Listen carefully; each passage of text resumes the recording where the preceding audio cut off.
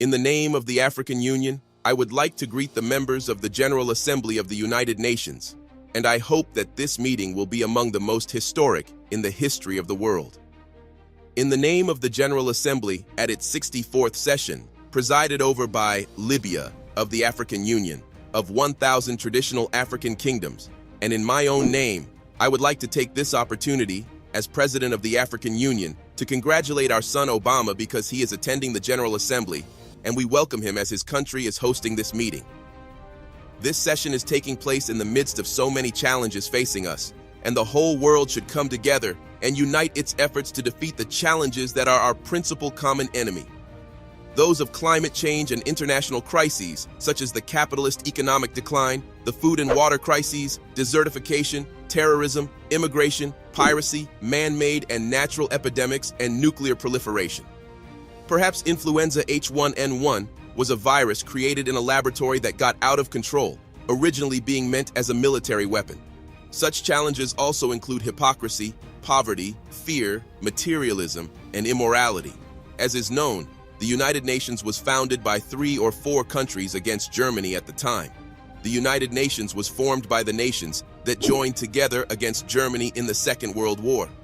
Those countries formed a body called the Security Council, made its own countries permanent members, and granted them the power of veto. We were not present at that time. The United Nations was shaped in line with those 3 countries and wanted us to step into shoes originally designed against Germany. That is the real substance of the United Nations when it was founded over 60 years ago. That happened in the absence of some 165 countries at a ratio of 1 to 8. That is, 1 was present and 8 were absent. They created the Charter, of which I have a copy. If one reads the Charter of the United Nations, one finds that the preamble of the Charter differs from its articles. How did it come into existence? All those who attended the San Francisco Conference in 1945 participated in creating the preamble, but they left the articles and internal rules of procedures of the so-called Security Council to experts, specialists, and interested countries, which were those countries that had established the Security Council and had united against Germany. The preamble is very appealing, and no one objects to it, but all the provisions that follow it completely contradict the preamble. We reject such provisions, and we will never uphold them. They ended with the Second World War. The preamble says that all nations, small or large, are equal. Are we equal when it comes to the permanent seats? No, we are not equal. The preamble states in writing that all nations are equal whether they are small or large. Do we have the right of veto? Are we equal? The preamble says that we have equal rights, whether we are large or small. That is what is stated and what we agreed in the preamble.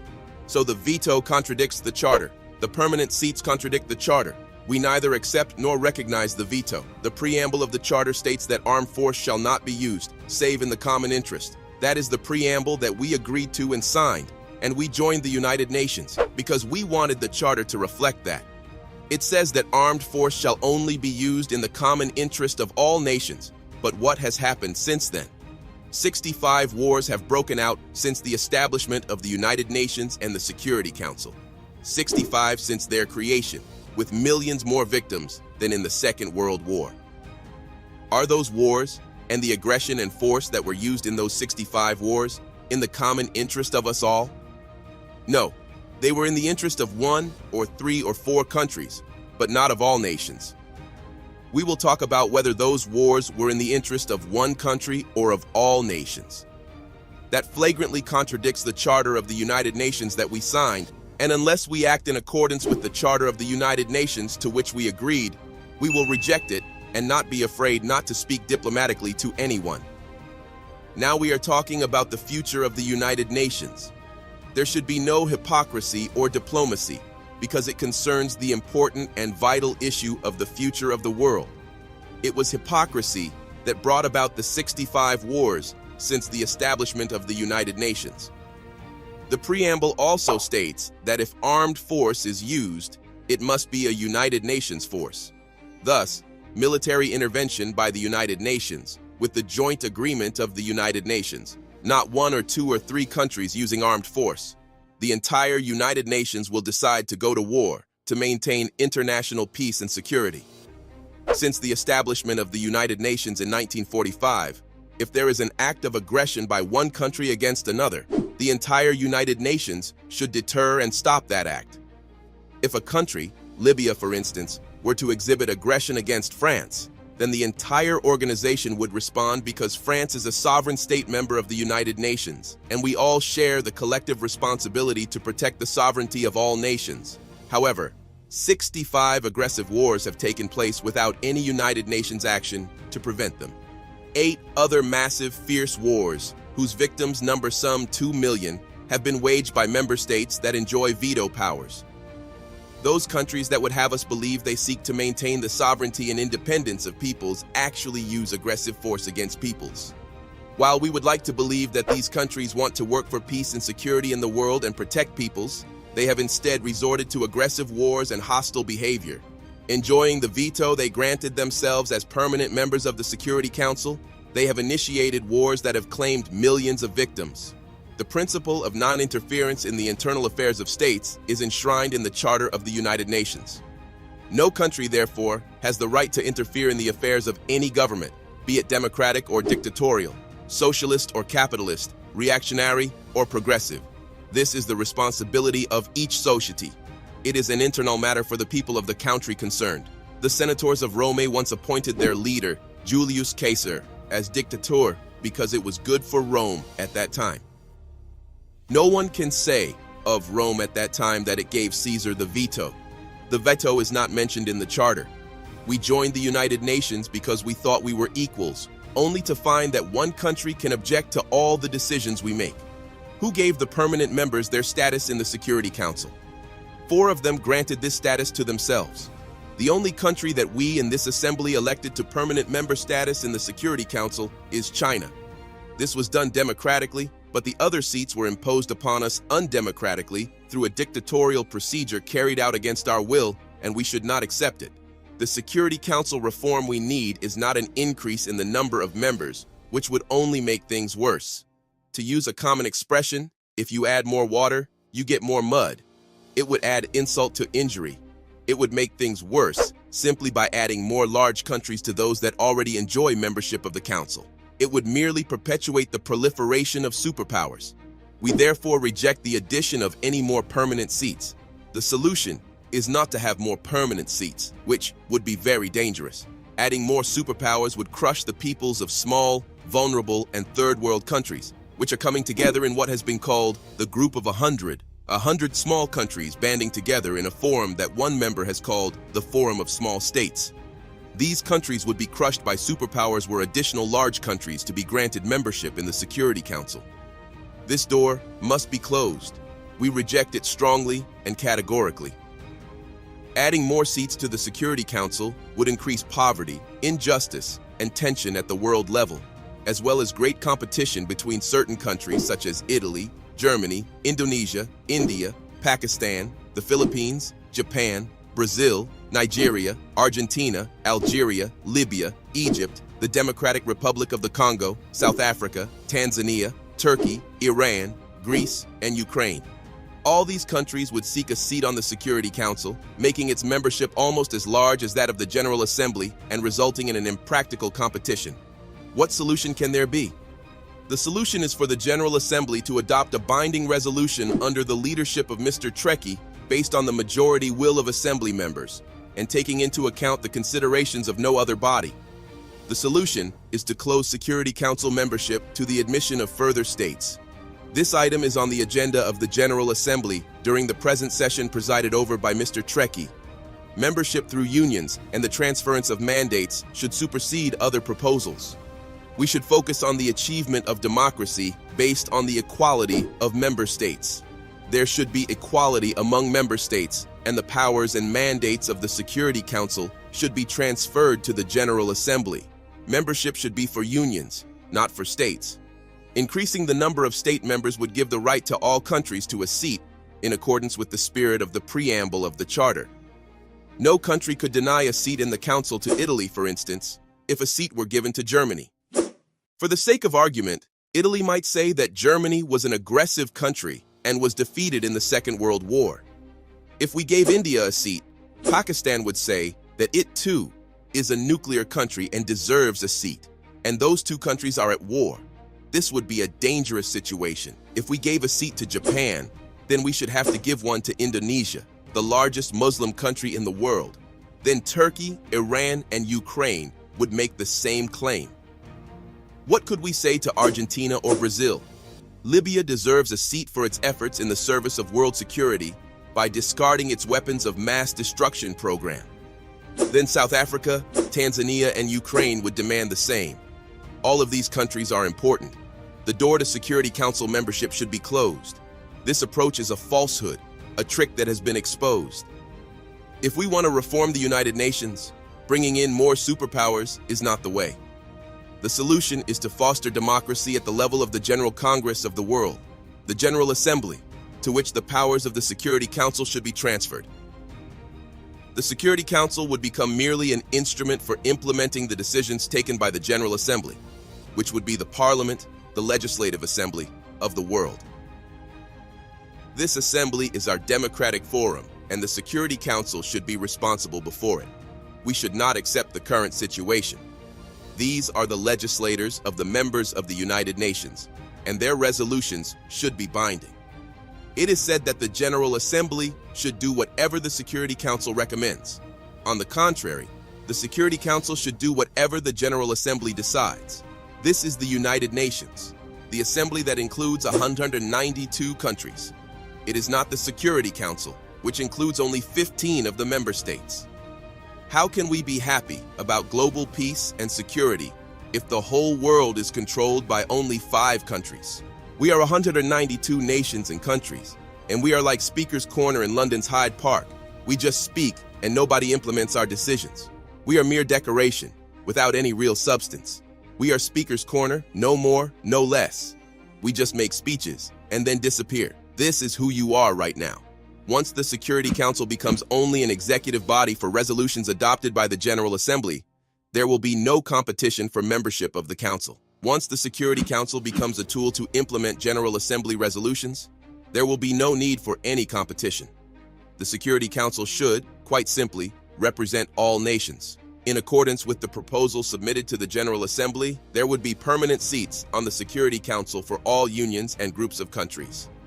The 27 countries of the European Union should have a permanent seat on the Security Council. The countries of the African Union should have a permanent seat on the Security Council. The Latin American and ASEAN countries should have permanent seats. The Russian Federation and the United States of America are already permanent members of the Security Council. The Southern African Development Community, SADC, once it is fully established, should have a permanent seat. The 22 countries of the Arab League should have a permanent seat. The 57 countries of the Islamic Conference should have a permanent seat. The 118 countries of the non-aligned movement should have a permanent seat. Then there is the G100. Perhaps the small countries should also have a permanent seat. Countries not included in the unions that I have mentioned could perhaps be assigned a permanent seat, to be occupied by them in rotation every 6 or 12 months. I am thinking of countries like Japan and Australia that are outside such organizations as ASEAN, or like the Russian Federation that is not a member of the European or Latin American or African unions. This would be a solution for them if the General Assembly votes in favor of it. The issue is a vitally important one. As has already been mentioned, the General Assembly is the Congress and Parliament of the world, the leader of the world. We are the nations, and anyone outside this General Assembly will not be recognized. The President of the Assembly, Mr. Ali Abdusalam Treki, and Secretary General Ban Ki-moon will produce the legal draft and set up the necessary committees to submit this proposal to a vote. That from now on, the Security Council will be made up of unions of nations. In this way, we will have justice and democracy, and we will no longer have a Security Council consisting of countries which have been chosen because they have nuclear weapons, large economies, or advanced technology. That is terrorism. We cannot allow the Security Council to be run by superpowers. That is terrorism in and of itself. If we want a world that is united, safe, and peaceful, this is what we should do. If we want to remain in a world at war, that is up to you. We will continue to have conflict and to fight until doomsday or the end of the world. All Security Council members should have the right to exercise the veto, or else we should eliminate the whole concept of the veto with this new formation of the Council. This would be a real Security Council. According to the new proposals submitted to the General Assembly, it will be an executive council under the control of the General Assembly, which will have the real power and make all the rules. In this way, all countries will be on an equal footing in the Security Council, just as they are in the General Assembly. In the General Assembly, we are all treated equally when it comes to membership and voting. It should be the same in the Security Council. Currently, one country has a veto, another country does not have a veto. One country has a permanent seat, another country does not have a permanent seat. We should not accept this, nor should we accept any resolution adopted by the Security Council in its current composition. We were under trusteeship, we were colonized, and now we are independent. We are here today to decide the future of the world in a democratic way that will maintain the peace and security of all nations, large and small, as equals. Otherwise, it is terrorism, for terrorism is not just Al-Qaeda, but can also take other forms. We should be guided by the majority of the votes in the General Assembly alone. If the General Assembly takes a decision by voting, then its wishes should be obeyed and its decision should be enforced. No one is above the General Assembly. Anyone who says he is above the Assembly should leave the United Nations and be on his own. Democracy is not for the rich or the most powerful or for those who practice terrorism. All nations should be and should be seen to be on an equal footing. At present, the Security Council is security feudalism, political feudalism for those with permanent seats, protected by them and used against us. It should be called not the Security Council, but the Terror Council. In our political life, if they need to use the Security Council against us, they turn to the Security Council. If they have no need to use it against us, they ignore the Security Council.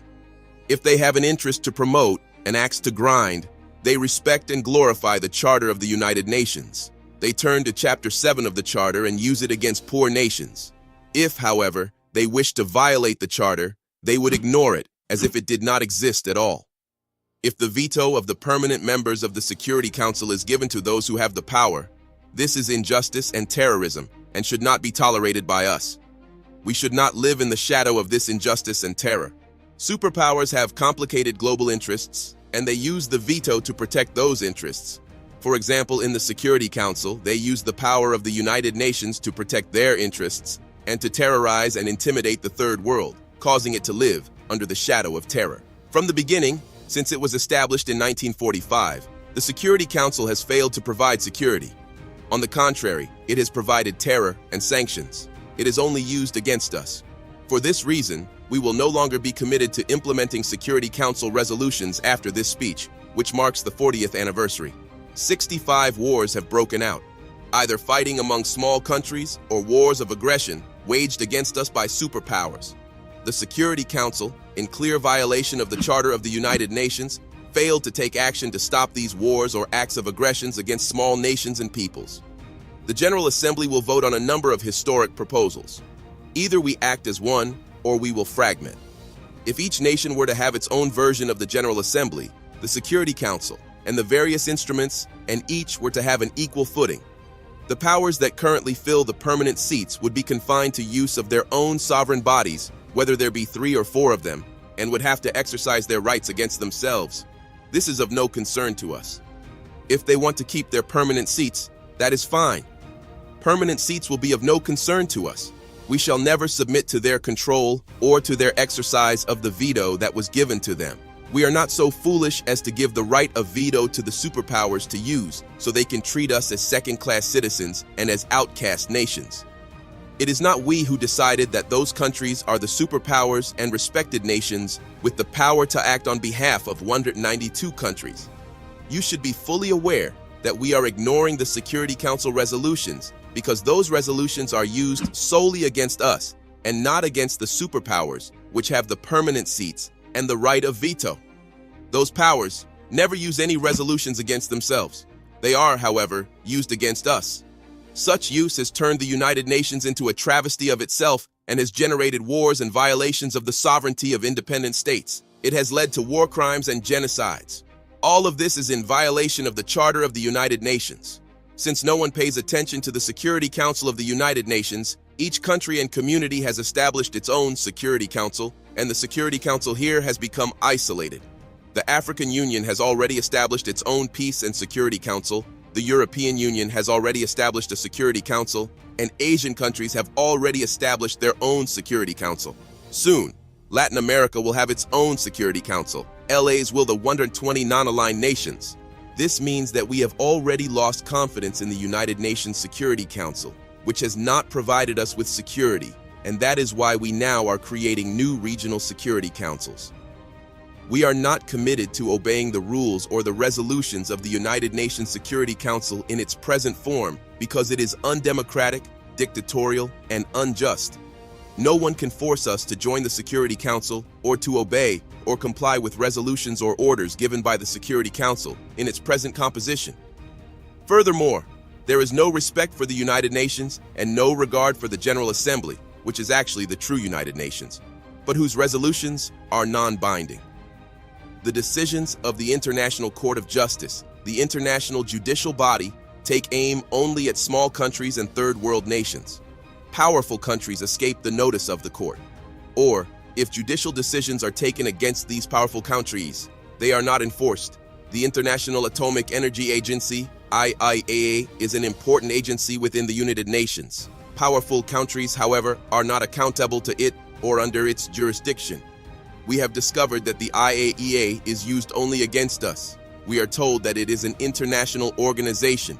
But if that is the case, then all the countries of the world should be under its jurisdiction. If it is not truly international, then right after this speech, we should no longer accept it and should close it down. Mr. Trekkie, in his capacity as President of the General Assembly, should talk to the Director General of the IAEA, Mr. El Baradi, and should ask him if he is prepared to verify nuclear energy storage in all countries and inspect all suspected increases. If he says yes, then we accept the agency's jurisdiction. But if he says that he cannot go into certain countries that have nuclear power and that he does not have any jurisdiction over them, then we should close the agency down and not submit to its jurisdiction. For your information, I called Mr. El Baradi when we had the problem of the Libyan nuclear bomb. I called Mr. El Baradi and asked him if the agreements by the superpowers to reduce nuclear supplies were subject to agency control and under inspection, and whether he was aware of any increases in their activity. He told me that he was not in a position to ask the superpowers to be inspected. So, is the agency only inspecting us? If so, it does not qualify as an international organization since it is selective, just like the Security Council and the International Court of Justice. This is not equitable, nor is it the United Nations. We totally reject this situation.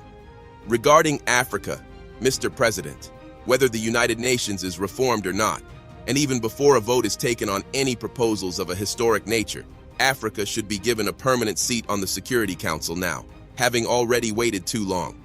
Leaving aside United Nations reform, we can certainly say that Africa was colonized, isolated, and persecuted, and its rights usurped. Its people were enslaved and treated like animals, and its territory was colonized and placed under trusteeship. The countries of the African Union deserve a permanent seat. This is a debt from the past that has to be paid and has nothing to do with United Nations reform. It is a priority matter and is high on the agenda of the General Assembly. No one can say that the African Union does not deserve a permanent seat. Who can argue with this proposal? I challenge anyone to make a case against it. Where is the proof that the African Union or the African continent does not deserve a permanent seat? No one can possibly deny this. Another matter that should be voted on in the General Assembly is that of compensation for countries that were colonized, so as to prevent the colonization of a continent, the usurpation of its rights, and the pillaging of its wealth from happening again. Why are Africans going to Europe? Why are Asians going to Europe? Why are Latin Americans going to Europe? It is because Europe colonized those peoples and stole the material and human resources of Africa, Asia, and Latin America, the oil, minerals, uranium, gold and diamonds, the fruit, vegetables and livestock, and the people, and used them. Now, new generations of Asians, Latin Americans, and Africans are seeking to reclaim that stolen wealth, as they have the right to do. At the Libyan border, I recently stopped 1,000 African migrants headed for Europe. I asked them why they were going there. They told me it was to take back their stolen wealth, that they would not be leaving otherwise. Who can restore the wealth that was taken from us? If you decide to restore all of this wealth, There will be no more immigration from the Philippines, Latin America, Mauritius, and India. Let us have the wealth that was stolen from us. Africa deserves 777 trillion in compensation from the countries that colonized it. Africans will demand that amount, and if you do not give it to them, they will go to where you have taken those trillions of dollars. They have the right to do so. They have to follow that money and to bring it back. Why is there no Libyan immigration to Italy, even though Libya is so close by? Italy owed compensation to the Libyan people. It accepted that fact and signed an agreement with Libya, which was adopted by both the Italian and Libyan parliaments. Italy admitted that its colonization of Libya was wrong and should never be repeated, and it promised not to attack the Libyan people by land, air, or sea. Italy also agreed to provide Libya with $250 million a year in compensation over the next 20 years and to build a hospital for Libyans maimed as a result of the mines planted in Libyan territory during the Second World War. Italy apologized and promised that it would never again occupy the territory of another country. Italy, which was a kingdom during the fascist regime and has made rich contributions to civilization, should be commended for this achievement, together with Prime Minister Berlusconi and his predecessor, who made their own contributions in that regard. Why is the Third World demanding compensation? So that there will be no more colonization, so that large and powerful countries will not colonize, knowing that they will have to pay compensation. Colonization should be punished. The countries that harmed other peoples during the colonial era should pay compensation for the damage and suffering inflicted under their colonial rule. There is another point that I would like to make. However, before doing so, and addressing a somewhat sensitive issue, I should like to make an aside. We Africans are happy and proud indeed that a son of Africa is now President of the United States of America. That is a historic event.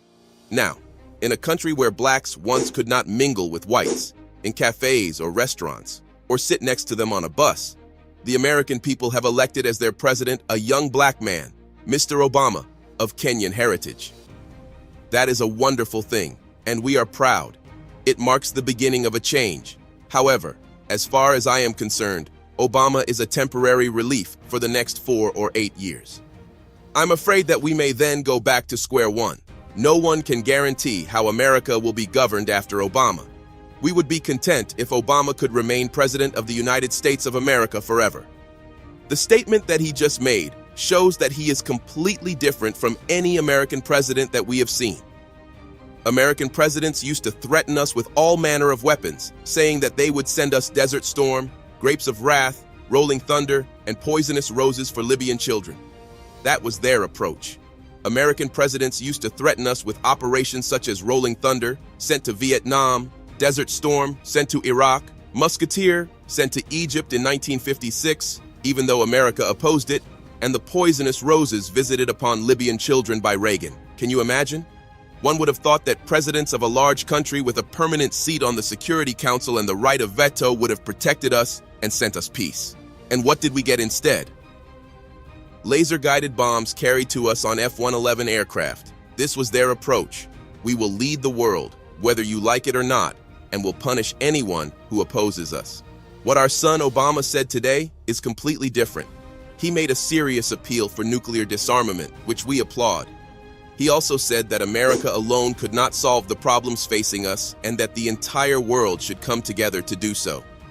He said that we must do more than we are doing now, which is making speeches. We agree with that and applaud it. He said that we had come to the United Nations to talk against one another.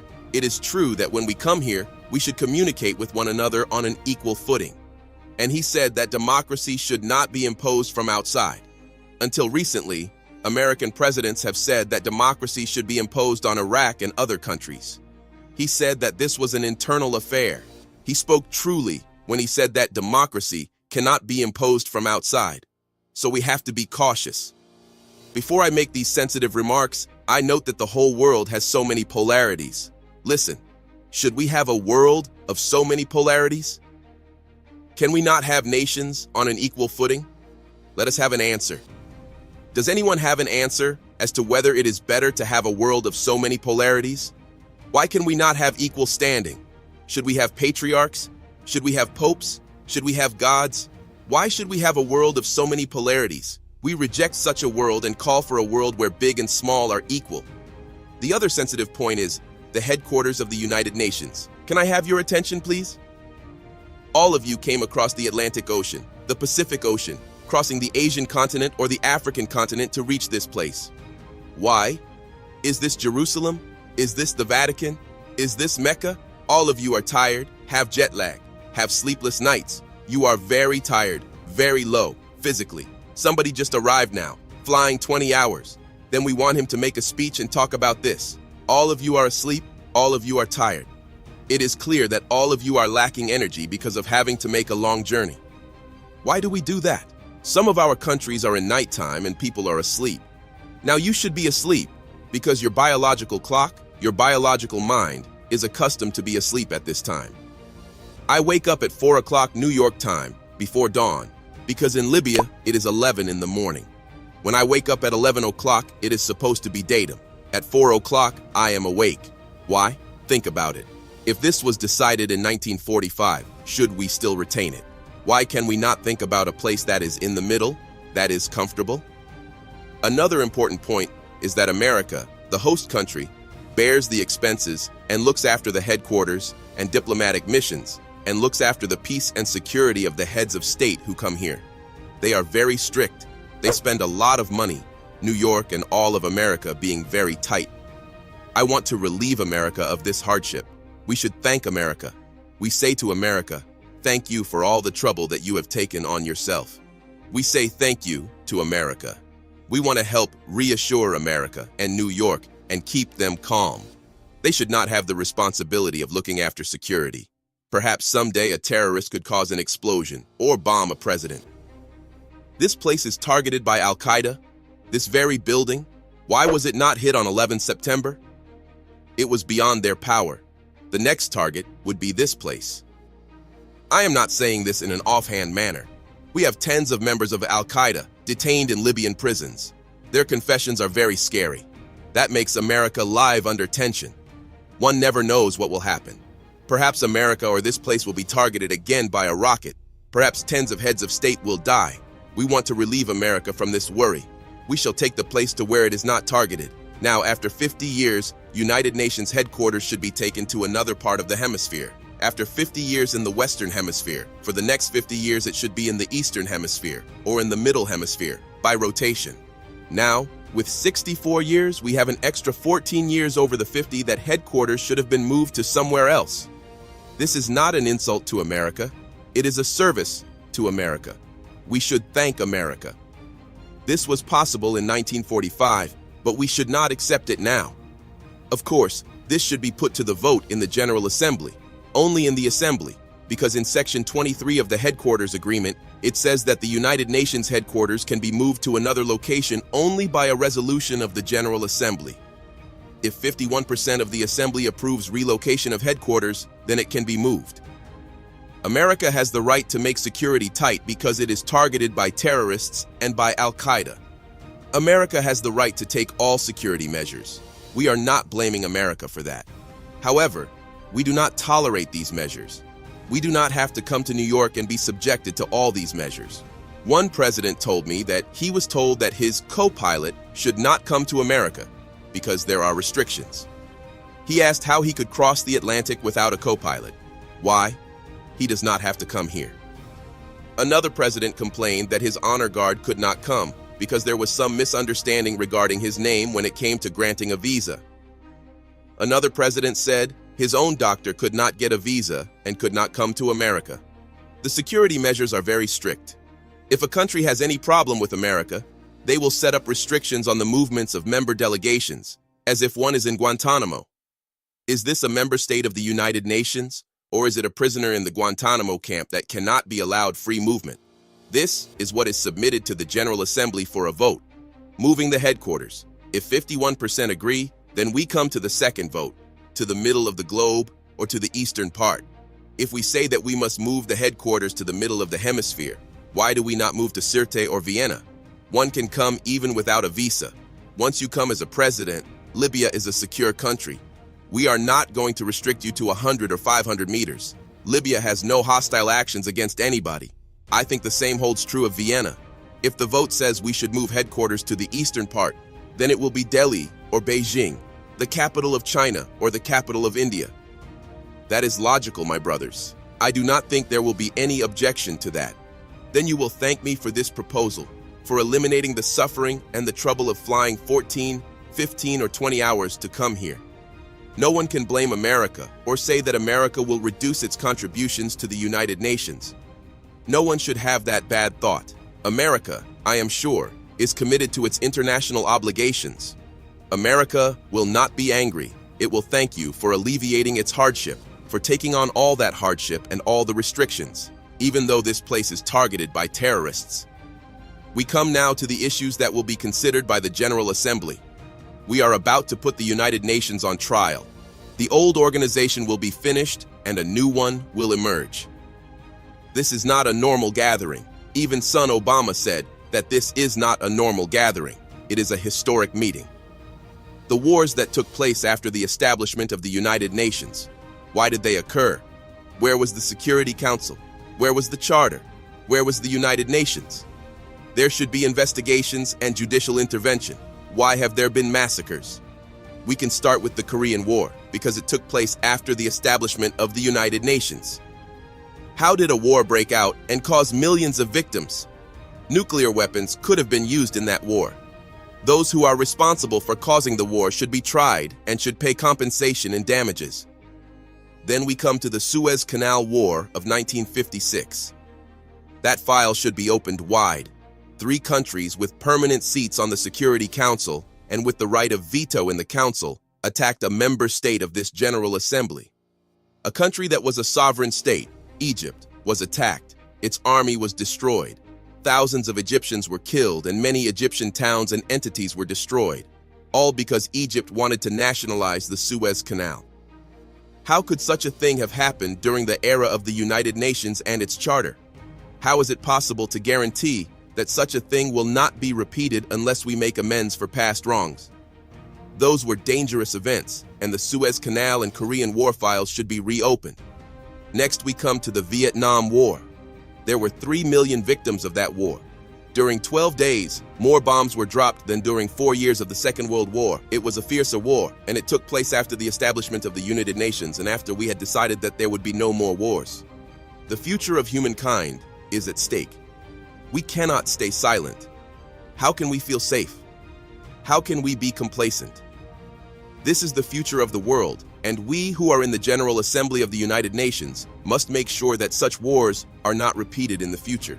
Then Panama was attacked, even though it was an independent member state of the General Assembly. 4,000 people were killed, and the president of that country was taken prisoner and put in prison. Noriega should be released. We should open that file. How can we entitle a country that is a United Nations member state to wage war against another country and capture its president, treat him as a criminal, and put him in prison? Who would accept that? It could be repeated. We should not stay quiet. We should have an investigation. Any one of us member states could face the same situation, especially if such aggression is by a member state with a permanent seat on the Security Council and with the responsibility to maintain peace and security worldwide. Then there was the war in Grenada. That country was invaded even though it was a member state. It was attacked by 5,000 warships, 7,000 troops, and dozens of military aircraft, and it is the smallest country in the world.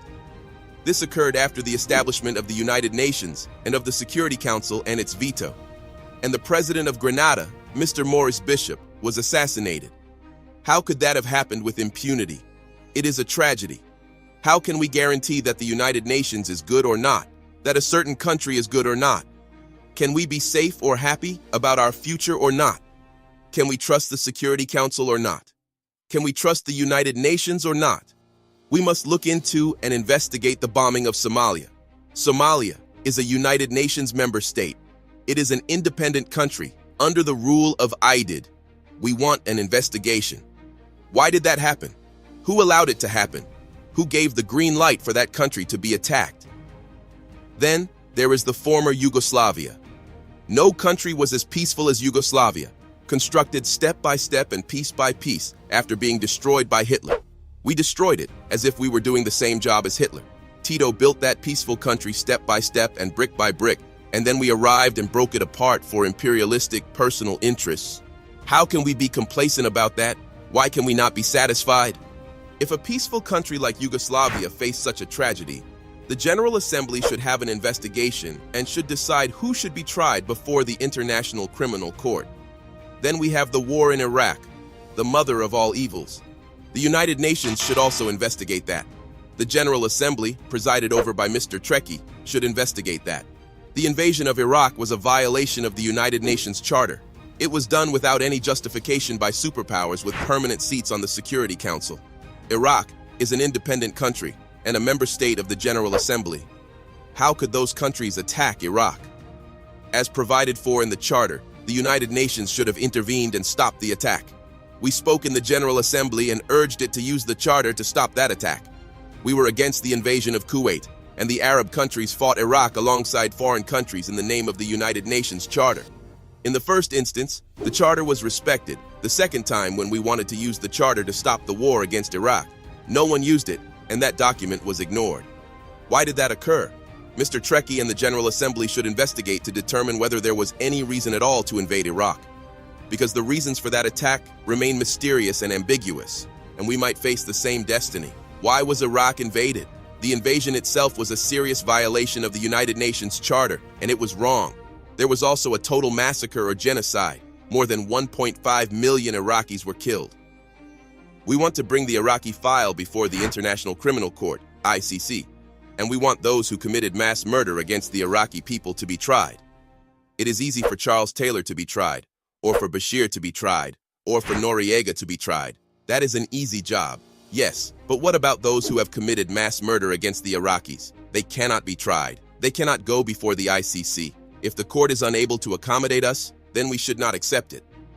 Either it is meant for all of us, large or small, or we should not accept it and should reject it.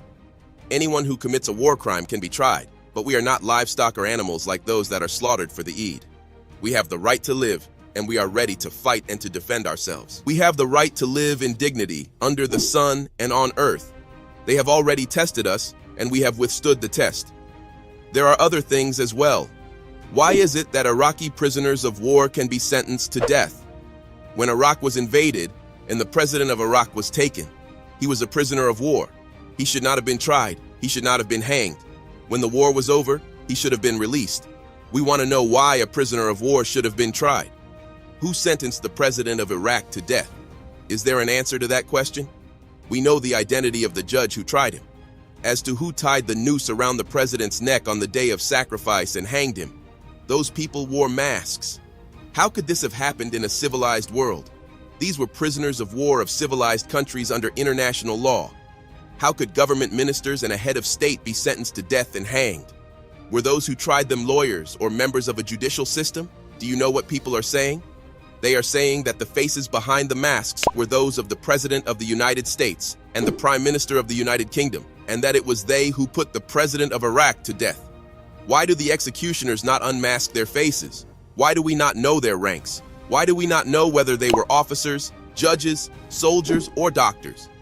How does it come about that the President of a state member of the United Nations was sentenced to death and killed? We do not know the identity of the executioners. The United Nations is duty-bound to answer these questions. Who carried out the death sentence? They must have legal status and official responsibilities. We should know their identities, and we should know about the presence of officien and the nature of all the legal proceedings. That would be true for an ordinary citizen, let alone for the president of a state member of the United Nations who was put to death in that manner. My third point on the Iraq War relates to Abu Ghraib. This was a disgrace to humankind. I know that the United States authorities will investigate this scandal, but the United Nations must not ignore it either. The General Assembly should investigate this matter.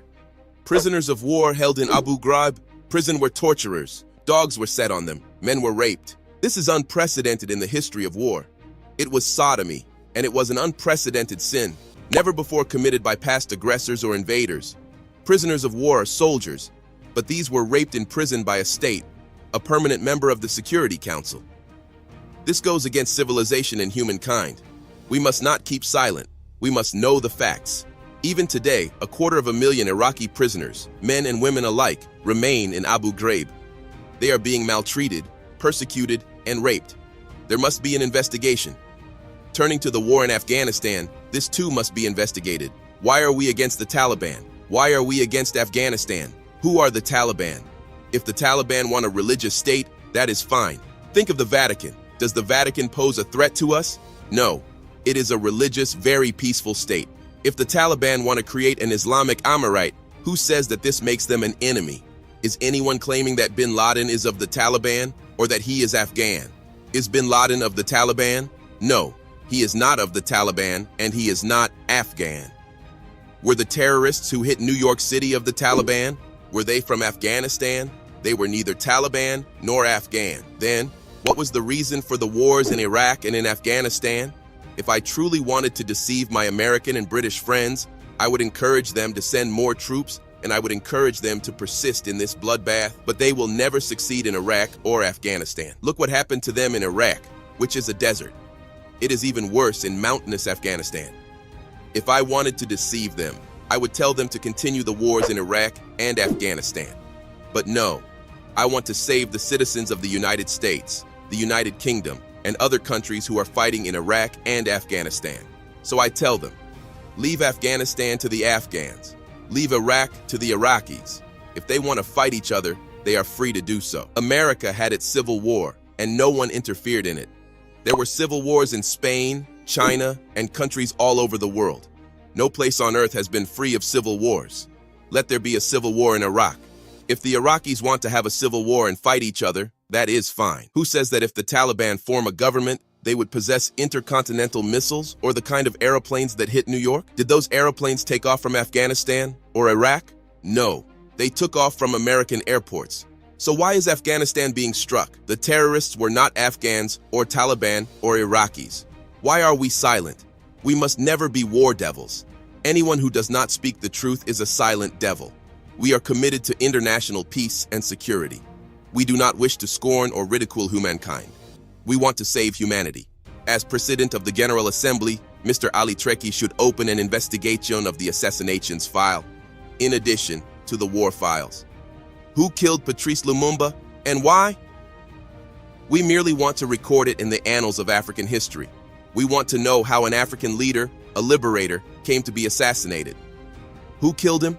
We want our sons to be able to read the history of how Patrice Lumumba, the hero of Congo's liberation struggle, was assassinated. We want to know the facts, even 50 years on. That is one file that should be reopened. And who killed Secretary General Hammarskjöld? Who fired on his airplane in 1961, and why? Then, there is the assassination of United States President Kennedy in 1963. We want to know who killed him and why. There was somebody called Lee Harvey Oswald, who was then killed by one Jack Ruby. Why did he kill him? Jack Ruby, an Israeli, killed Lee Harvey Oswald, who killed Kennedy. Why did this Israeli kill Kennedy's killer? Then Jack Ruby, the killer of Kennedy, died in mysterious circumstances before he could be tried. We must open the files. The whole world knows that Kennedy wanted to investigate the Israeli Dimona nuclear reactor. This involves international peace and security and weapons of mass destruction. That is why we should open this file. Then there is the assassination of Martin Luther King, the Black reverend and human rights activist. His assassination was a plot, and we should know why he was killed and who killed him. Then Khalil Wazir, or Abu Jihad, a Palestinian, was attacked. He was living peacefully in Tunisia, a member state, and that country's sovereignty was not respected. We cannot keep silent. Even though submarines and ships were detected along the coast of Tunisia, where he was killed, no one was accused or tried. Abu Iyad was also killed, and we should know how he was killed. He was killed in ambiguous circumstances. In Operation Spring of Youth, Kamal Nasser, a poet, Kamal Adwan, and Abu Yusuf al-Najjar, 3 Palestinians, were killed in Lebanon, a country that is a free sovereign state member of the General Assembly. They were attacked and killed while sleeping peacefully. We should know who killed them, and he should be tried so that those crimes against humanity are not repeated. We have already talked about the size of the force used in the invasion of Grenada. 7,000 troops, 15 battleships, and dozens of bombers. And President Bishop was killed even though Grenada was a member state. Those are crimes, and we cannot keep silent. Otherwise, we will look like sacrificial beasts. We are not animals. Year after year, we are attacked. We defend ourselves our sons and our children, and we are not afraid. We have the right to live, and the earth is not destined for violence but for us all. We can never live on this earth in such humiliation. So those are the wars. The last file is that of the massacres. In the Sabra and Shatila massacre, 3,000 people were killed. That area, under the protection of the occupying Israeli army, was the site of a huge and calamitous massacre in which 3,000 Palestinian men, women, and children were killed. How can we keep quiet? Lebanon is a sovereign state. A member of the General Assembly was occupied, Sabra and Shatila were under Israeli control, and then the massacre took place. Then there was the 2008 massacre in Gaza. There were 1,000 women and 2,200 children among the victims killed in the massacre in Gaza in 2008. 60 United Nations facilities and another 30 belonging to non-governmental organizations were damaged. 50 clinics were destroyed. 40 doctors and nurses were killed while carrying out humanitarian activities. This took place in Gaza in December 2008. The perpetrators are still alive, and they should be tried by the International Criminal Court, ICC. Should we try only the underdogs, the weak and the poor of third world countries, and not important and protected figures? Under international law, they should all face trial for the consequences of the crimes that they have committed.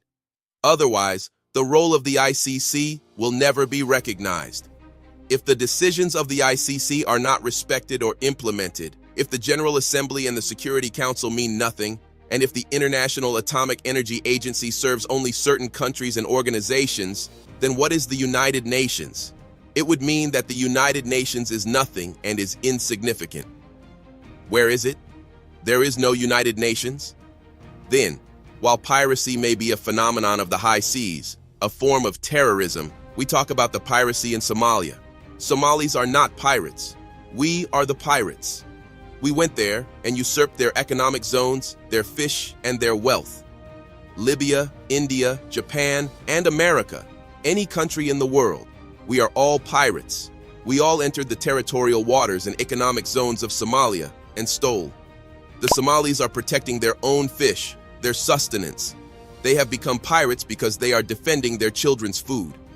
Now, we seek to address that matter in the wrong way. Should we send warships to Somalia? We should send warships to the pirates who have attacked and seized the economic zones and wealth of the Somalis and the food of their children. I met the pirates, and I told them that I would negotiate an agreement between them and the international community that respects the 200-mile exclusive economic zone under the law of the sea, that protects all marine resources belonging to the Somali people, and that stops all countries from disposing of toxic waste along the Somali coast. In return, the Somalis would no longer attack ships. We will propose and draft such an international treaty and submit it to the General Assembly. That is the solution. The solution does not lie in sending more military ships to fight the Somalis. That is not the solution.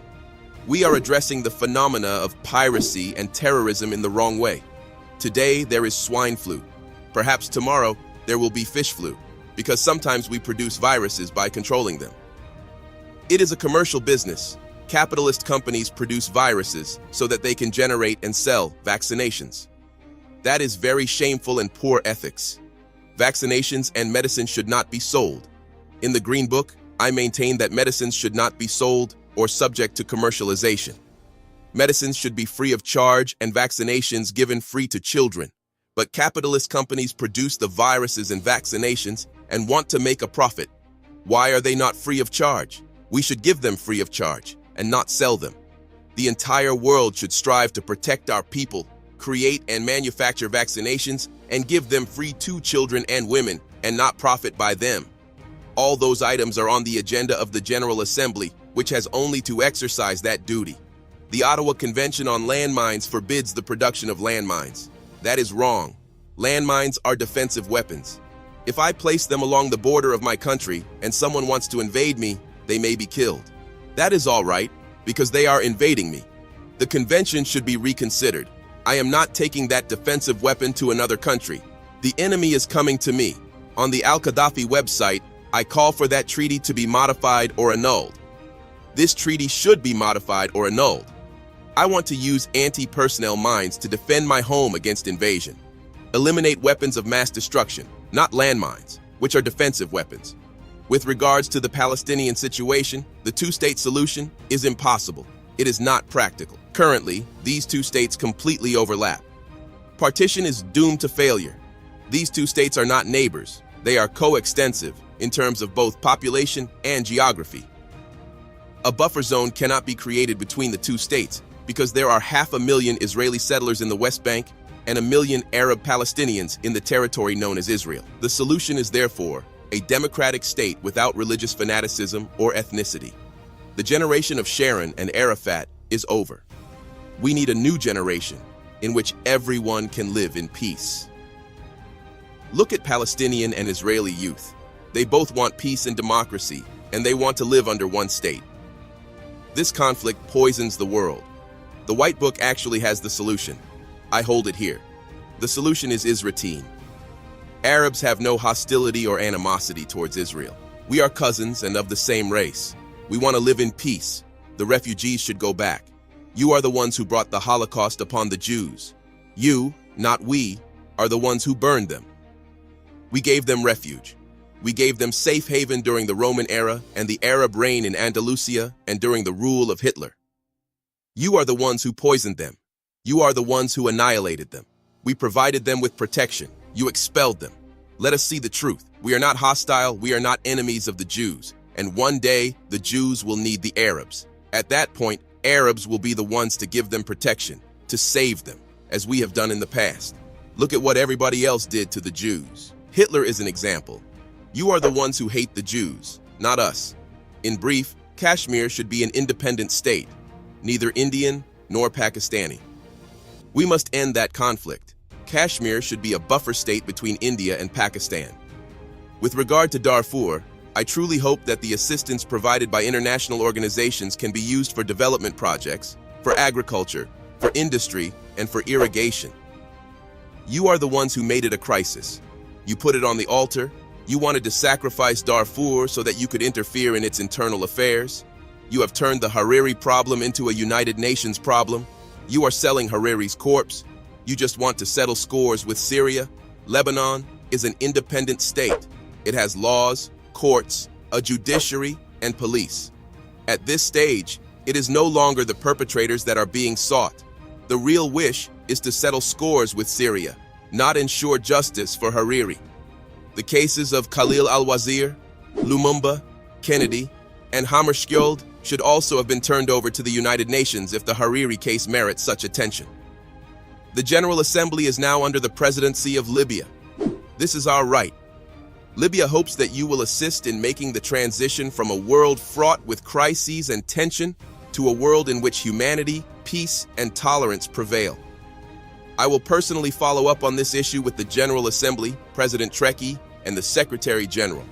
It is not our habit to compromise when it comes to the destiny of humanity and the struggles of the Third World and the 100 small nations, which should live in peace always.